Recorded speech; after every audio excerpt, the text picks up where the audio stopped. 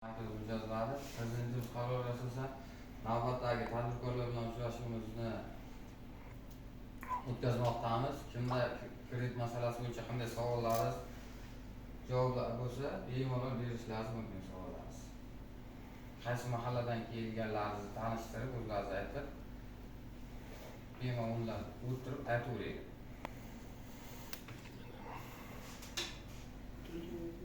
O'tirib aytavering bemalol. Men Cho'lbiston qishlog'idan 8-safxasan bo'laman. Hozir sog'lig'im bo'lmadi, kredit olayotgandim. Kecha keldim, ishim bitmay, ba'zanlar ishlamagani sababli ishim bitmadi.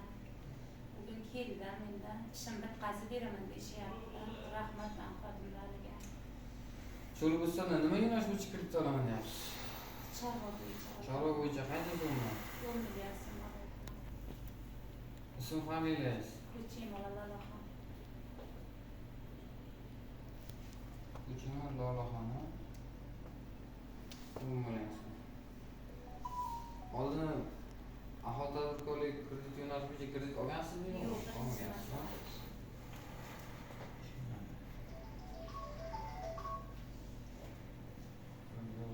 Navbatdagi. Siz opajon. Jo'rayoqman falon Chorva qishlog'ida yashayman. Men ham shu kredit olmoqchiman. Chorva mollari. Necha?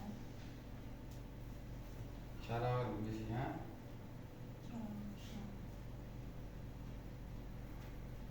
Qancha so'mmi? 20 million chorvachilik, ha?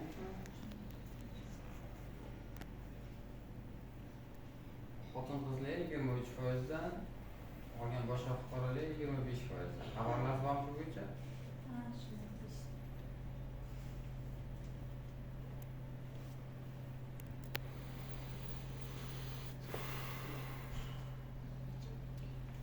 Yana kim? Kredit necha oyga berilyapti bu hozir olayotgan kreditimiz? Chorvachilik kreditisizmi? Ha. Aytishmadimi, tanishtirishmadimi? Yo'q. Kecha keldim, ishlamagan sababli hech kimga murojaat qilganim yo'q. Oxiriga aytadi o'zlari.